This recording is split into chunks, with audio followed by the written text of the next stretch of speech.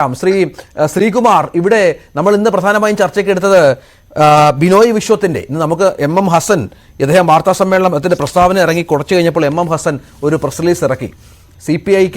CPM നേതൃത്വം നിൽക്കുന്ന ഒരു മുന്നണിയിൽ ഘടകകക്ഷിയായി എങ്ങനെ CPI ഇരിക്കും? നിങ്ങൾക്ക് സ്വാഗതം UDF-ലേക്ക്, പക്ഷേ ചിരിച്ചുകൊണ്ട് ഞാൻ ആ ക്ഷണം തള്ളുകയാണ് എന്നാണ് വാർത്താ സമ്മേളനത്തിൽ ശ്രീ ബിനോയ് വിശ്വം പറഞ്ഞത്. അപ്പോൾ അങ്ങനെ ഒരു ആലോചന തൽക്കാലമെങ്കിലും ഇല്ല. പക്ഷേ അപ്പോഴും പാർട്ടി കോൺഗ്രസ്, ഞങ്ങൾ അങ്ങനെ മാധ്യമ സമ്മേളനത്തിലോ ഒന്നോ രണ്ടോ യോഗങ്ങളിലോ തീരുമാനിക്കുന്ന ഒരു കാര്യമല്ല, പാർട്ടി കോൺഗ്രസിലൊക്കെയാണ് ഇക്കാര്യം തീരുമാനമെടുക്കേണ്ടത് എന്ന് പറഞ്ഞൊരു സാധ്യത കൂടി തുറന്നിട്ടാണ് അദ്ദേഹം ആ വാർത്താ സമ്മേളനം അവസാനിപ്പിച്ചത്. അത് പക്ഷേ വിദൂര സാധ്യത പോലുമില്ല. പക്ഷേ അപ്പോഴും ഈ LDF-ൽ നിന്നുകൊണ്ട് ഇത്തരത്തിൽ പ്രസ്താവനകൾ നടത്തിക്കൊണ്ട് CPM-നെ തിരുത്താൻ CPI-ക്ക് സാധിക്കുമോ, അല്ലെങ്കിൽ അതിനൊരു തുടക്കം കുറിക്കാനെങ്കിലും ആ സംവിധാനത്തിന് സാധിക്കുമോ എന്നുള്ള ചോദ്യമാണ്. നോക്കൂ രഞ്ജിത്ത്, ഇന്ന് ശ്രീ ഹസൻ അദ്ദേഹം പറഞ്ഞ കാര്യം നിങ്ങൾ ശ്രദ്ധിച്ചു കാണും. ഞാൻ പറയുന്നത് കേൾക്കുന്നുണ്ടല്ലോ? ഉണ്ട് സർ, ഉണ്ട്. അതായത് ഹസൻ പറഞ്ഞത് LDF വിട്ട് CPI വരണമെന്നാണ്. CPI സെക്രട്ടറി ബിനോയ് വിശ്വം ഒരു പത്രത്തിന് നൽകിയ അഭിമുഖത്തിൽ പറഞ്ഞത് കേരളം കണ്ട ഏറ്റവും നല്ല മുഖ്യമന്ത്രി C അച്യുതമേനോനാണെന്നാണ്. ബിനോയ് വിശ്വം പറഞ്ഞതാണ്. C അച്യുതമേനോനെ മുഖ്യമന്ത്രിയാക്കിയത് കോൺഗ്രസ് ആണ്. PK വാസുദേവൻ നായരെ മുഖ്യമന്ത്രിയാക്കിയത്. അപ്പൊ അതുകൊണ്ട് M ഹസൻ പറഞ്ഞതിൽ തെറ്റൊന്നുമില്ല. കാരണം CPI-യുടെ നല്ല കാലത്ത് കേരളത്തിൽ 2 മുഖ്യമന്ത്രിമാരുണ്ടായതും അതിൽ കേരളം കണ്ട ഏറ്റവും നല്ല മുഖ്യമന്ത്രി അച്യുതമേനോനാണെന്ന് ബിനോയ് വിശ്വം പറയാൻ ഇടയാക്കിയതും കോൺഗ്രസ് മുന്നണിയുടെ ഭരണകാലമാണ്. അതുകൊണ്ട് ഹസൻ അത് പറയാനുള്ള എല്ലാവിധ അധികാരവുമുണ്ട്. അത് നിഷേധിക്കുന്നത് LDF നിൽക്കുന്നതുകൊണ്ട് അദ്ദേഹം നിഷേധിക്കട്ടെ. പക്ഷെ ഞാനിവിടെ ബിനോയ് വിശ്വത്തെ അഭിനന്ദിക്കുകയാണ്. കാരണം വല്യേട്ടനെ തിരുത്താൻ അനുജൻ തയ്യാറായിരിക്കുന്നു എന്നുള്ള നിസ്സാര കാര്യമല്ല. കാരണം 2-3 വർഷം മുമ്പ് CPM-ന്റെ വാരികയായ ചിന്തയില് CPM നേതാവ് എഴുതിയത് CPM മാത്രം മതി, എന്തിനാണ് CPI?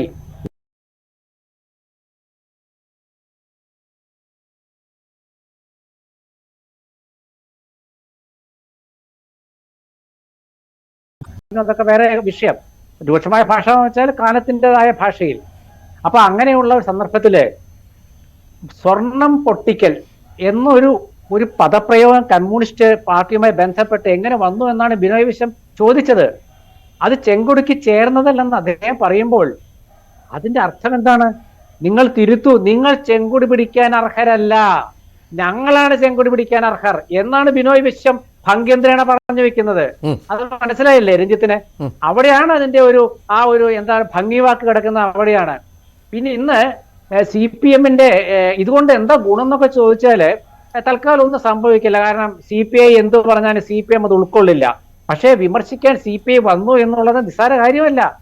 കഴിഞ്ഞ കുറെ വർഷങ്ങളായിട്ട് CPI ഇതുപോലെ രൂക്ഷമായ ഒരു പ്രതികരണം നടത്തിയിട്ടില്ല. കാരണം സ്വർണം പൊട്ടിക്കലുമായി ബന്ധപ്പെട്ട് കമ്മ്യൂണിസ്റ്റ് പാർട്ടിയുടെ കൂടെ ചേർക്കുന്നത് ചെങ്കൊടിക്ക് ചേർന്നതല്ല എന്ന് പറഞ്ഞാൽ പണ്ട് CPM-ന്റെ പ്രവർത്തകരെ വിളിച്ചിട്ടുണ്ട് C അച്യുതമേനോന് എതിരായിട്ട്. വെക്കട, പിന്നെ ഞാൻ ആ പേര് ഞാൻ പറയുന്നില്ല, ചെങ്കൊടി താഴെ എന്നൊരു മുദ്രാവാക്യം ഉയർത്തിയിരുന്നു.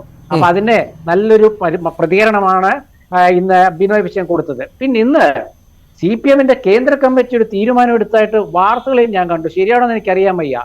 അതായത് ജനങ്ങളുടെ ഇടയിലേക്ക് ഇറങ്ങിച്ചെന്ന് CPM പ്രവർത്തിക്കണം, കാര്യങ്ങൾ പറയണം. നമ്മുടെ മുഖ്യമന്ത്രി പിണറായി വിജയൻ ഒരു 5-6 മാസം മുമ്പ് നവകേരള സദസ് നടത്തുമ്പോൾ എന്താ പറഞ്ഞത്? ഞങ്ങൾ ജനങ്ങളുടെ അടുത്തേക്ക് ഇറങ്ങിച്ചെന്നു, ജനങ്ങൾ ഇങ്ങോട്ട് വരുന്നു, ജനങ്ങൾ സദസ്സിലേക്ക് ഒഴുകിയെത്തുന്നു എന്ന് പറഞ്ഞത് പോളിറ്റ് ബ്യൂറോ അംഗമായ പിണറായി വിജയനല്ലേ? അപ്പൊ അന്ന് എന്തുകൊണ്ടാണ് ഈ പോളിറ്റ് ബ്യൂറോയ്ക്ക് തോന്നാതിരുന്നത്? അങ്ങനെ പറഞ്ഞത് ശരിയാണോ തെറ്റാണോ എന്ന് തോറ്റു കഴിഞ്ഞപ്പോഴാണോ തോന്നിയത്?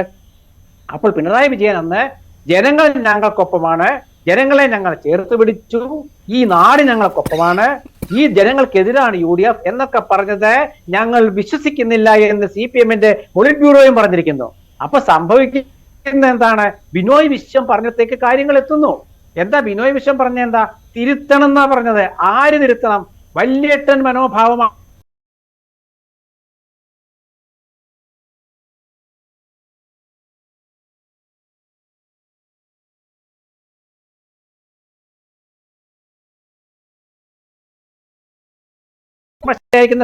കാലത്ത് 4 CPI മന്ത്രിമാർ മന്ത്രിസഭാ യോഗം ബഹിഷ്കരിച്ചു. അന്ന് കാലം പറഞ്ഞു അസാധാരണമായ സാഹചര്യത്തിലെ അസാധാരണമായ തീരുമാനം. ഇന്നൊരു അസാധാരണ സാഹചര്യം വന്നിരിക്കുന്നു. അങ്ങനെ അസാധാരണമായ പ്രതികരണമാണ് ബിനോയ് വിശ്വം നടത്തിയിരിക്കുന്നത്. അതിൽ ഉറച്ചു നിൽക്കുന്നെന്ന് അദ്ദേഹം പറഞ്ഞു. അല്ലാണ്ട് അദ്ദേഹം അത് അങ്ങനെയല്ല ഉദ്ദേശിച്ചത്, ഇങ്ങനെയല്ല ഉദ്ദേശം എന്ന് പറഞ്ഞില്ല. അത് മാത്രമല്ല, CPM അങ്ങനെ തിരുത്തുമ്പോൾ ഇവിടെ നമ്മുടെ കണ്ണൂരിലുള്ള മനു എന്നുള്ള ആ ഒരു സുഹൃത്തിന്റെ നമ്മുടെ പുറത്തേക്കുള്ള വരവും അദ്ദേഹത്തിന്റെ അഭിപ്രായം കൂടി കൂട്ടി വായിക്കണം. അവിടെയാണ് റെജി ലൂക്കോസ് മറുപടി പറഞ്ഞത്. അങ്ങനെ ഒരുപാട് ആളുകൾ ആ പാർട്ടി വിട്ട് പോയിട്ടുണ്ട്. ഇപ്പോൾ അബ്ദുള്ളക്കുട്ടിയുടെ ഒക്കെ ഉദാഹരണം എടുത്തു പറയുകയായിരുന്നു. 2 തവണ MP ആയ ആളാണ് അബ്ദുള്ളക്കുട്ടി. അങ്ങനെ ഒരുപാട് പേർ പുറത്തു പോയിട്ടുണ്ട്, പാർട്ടിക്കെതിരെ സംസാരിച്ചിട്ടുണ്ട്, മറ്റുള്ള പാർട്ടികൾ ചേർന്നിട്ടുണ്ട്. അതൊന്നും ഒരു കാരണവശാലും ഈ സംവിധാനത്തെ ബാധിച്ചിട്ടില്ല. അതൊക്കെ ഞങ്ങൾ തിരുത്തി മുന്നോട്ട് പോകും. പല പല പരാജയങ്ങൾ ഉണ്ടായിട്ടുണ്ട്, ജനങ്ങളെ ബോധ്യപ്പെടുത്തി മുന്നോട്ട് പോകാനായിട്ടുണ്ട്. TP ചന്ദ്രശേഖരൻ വധമുണ്ടായിട്ട് പോലും അതിൽ പാർട്ടി പ്രതിക്കൂട്ടിലായിട്ട് പോലും 2 തവണ അധികാരത്തിൽ വന്ന പാർട്ടിയാണ് CPM എന്ന ആത്മവിശ്വാസം അവിടെയാണ് റെജി ലൂക്കോസിനെ പോലെയുള്ള ഇടത് സഹയാത്രികർക്ക്. അതായത് നമ്മളുടെ കാര്യം ആലോചിച്ച് നോക്കൂ. CPM നിന്നും പുറത്തു പോയവർ, അവർ അബ്ദുള്ളക്കുട്ടിയാണെങ്കിലും അല്ലെങ്കിൽ മറ്റേ MV രാഘവനാണെങ്കിലും KR ഗൗരിയമ്മയാണെങ്കിലും അവരെപ്പോഴെങ്കിലും പറഞ്ഞോ CPM ഇങ്ങനെ സ്വർണം പൊട്ടിക്കലുമായി ബന്ധപ്പെട്ട ആളുകളുണ്ടെന്ന് വല്ലതും പറഞ്ഞോ? അവരുടേതായ അഭിപ്രായ വ്യത്യാസങ്ങളും ബദൽ രേഖകളും PS അച്യുതാനന്ദനുമായുള്ള ഭിന്നതയും അങ്ങനെ ഒരുപാട് കാര്യങ്ങൾ മുൻനിർത്തി ആശയപരമായ ഭിന്നത തന്നെയുണ്ട്. KR ഗൗരിയമ്മയെ മുഖ്യമന്ത്രിയാക്കാതിരുന്നൊരു പാർട്ടി ഒരു കാലത്തുണ്ടായിരുന്നല്ലോ. KR ഗൗരിയമ്മയും സുശീല ഗോപാലനൊക്കെ മുഖ്യമന്ത്രിയാകും എന്ന് പ്രതീക്ഷ നൽകിയ പാർട്ടി അവസാനം ആരെയാ മുഖ്യമന്ത്രിയാക്കിയത്? EK നായനാരെയല്ലേ. അപ്പൊ അതുകൊണ്ട് EMS നമ്പൂതിരിപ്പാടും EK നായനാരും ഒക്കെ മുഖ്യമന്ത്രിയായതിനു ശേഷം VS അച്യുതാനന്ദൻ മുഖ്യമന്ത്രിയാകുന്നതിന് മുമ്പ് KR ഗൗരിയമ്മയും സുശീല ഗോപാലനും ഒക്കെ ആകുമെന്നൊരു ഘട്ടം നമ്മൾ ധരിച്ചതല്ലേ. അപ്പൊ അന്നൊക്കെ ആ ഭിന്നതയുടെ പേരിൽ പുറത്തു പോയിട്ടുണ്ട്. ഇന്ന് മനു തോമസ് പറയുന്നത് വേറെ ആരോപണങ്ങളാണ്. ഈ ആരോപണങ്ങൾ നമ്മൾ ഇതുവരെ കേൾക്കാത്ത, അതാണ് ബിനോയ് വിശ്വത്തിന്റെ ഭാഷ. അതാണ് സ്വർണം പൊട്ടിക്കൽ എന്നൊരു ഭാഷ, എന്നൊരു ആരോപണം CPM-മായി ചേർത്ത് വെക്കുന്നതാണ് ബിനോയ് വിശ്വം പറഞ്ഞത്. അവിടെയാണ് മനു തോമസ് പറഞ്ഞത്. അത് റെജി ലൂക്കോസ് പറഞ്ഞ മറ്റു കാര്യങ്ങൾ ശരിയാണ്. അബ്ദുള്ളക്കുട്ടി എങ്ങനെയാണ് പാർട്ടി വിട്ടത്? അദ്ദേഹം കോൺഗ്രസിലേക്ക് വന്നു, കോൺഗ്രസിൽ നിന്ന് BJP-യിലേക്ക് പോയി. അത് അദ്ദേഹത്തിൻ്റെതായ ഒരു നീക്കവും കാര്യങ്ങളൊന്നും. ഓക്കെ, അദ്ദേഹം ഇതുപോലത്തെ ആരോപണങ്ങൾ പറഞ്ഞിട്ടുണ്ടോ? ഇല്ലല്ലോ. ഇതുപോലത്തെ ആരോപണങ്ങൾ ഇപ്പോൾ വരുന്നു. മാത്രമല്ല, മനു തോമസ് പാർട്ടി വിട്ടിട്ടില്ല.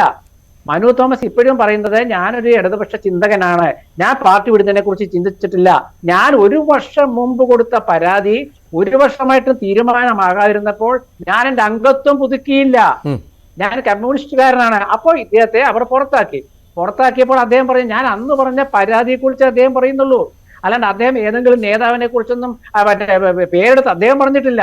പിന്നീട് വ്യാഖ്യാനങ്ങൾ വരികയും ചില ഫേസ്ബുക്ക് പോസ്റ്റ് ഇടുകയും ചെയ്തപ്പോഴാണല്ലോ പ്രശ്നം വന്നത്. അപ്പൊ ഇത് എന്തുകൊണ്ട് പാർട്ടി ഇതിലെ പ്രതിക്കൂട്ടിലായെന്ന് മാത്രമല്ല, ഈ പ്രതിക്കൂട് എന്ന് പറയുമ്പോൾ 2 ഭാഷയുണ്ട്. ഞാൻ പറയുന്ന പ്രതിക്കൂട് എന്ന് പറയുന്നത് പാർട്ടി പ്രവർത്തകർക്ക് മുമ്പിലാണ് ഞാൻ പറയുന്നത്. കാരണം പാർട്ടി പ്രവർത്തകർ ചോദിക്കുകയാണ് മൗനമാണോ ശരിയെന്ന്. ഇവിടെ ഇന്നലെ P ജയരാജൻ എന്താ പറഞ്ഞത്? മൗനം വിദ്വാന് ഭൂഷണം. അതൊരു വലിയ പ്രതികരണമാണ്. നിങ്ങൾ അതിന് അർത്ഥം മനസ്സിലാക്കൂ. മൗനം വിദ്വാന് ഭൂഷണം എന്ന് വെച്ചാൽ അർത്ഥം എന്താണ്? ഞാൻ വിദ്വാനാണ്, ഞാൻ ബുദ്ധിശാലിയാണ്, എന്റെ മൗനം എന്താണെന്ന് വെച്ചാൽ അത് പാർട്ടിക്കുള്ള ഒരു താക്കീതാണ് രഞ്ജിത്ത് രാമേന്ദ്ര. അല്ലാണ്ട് മൗനം വിദ്വാന് ഭൂഷണം എന്ന് പറയുമ്പോൾ അത് മൗനമായിട്ട് പോയി എന്നല്ല അർത്ഥം. ശരി, വിദ്വാന് ഭൂഷണം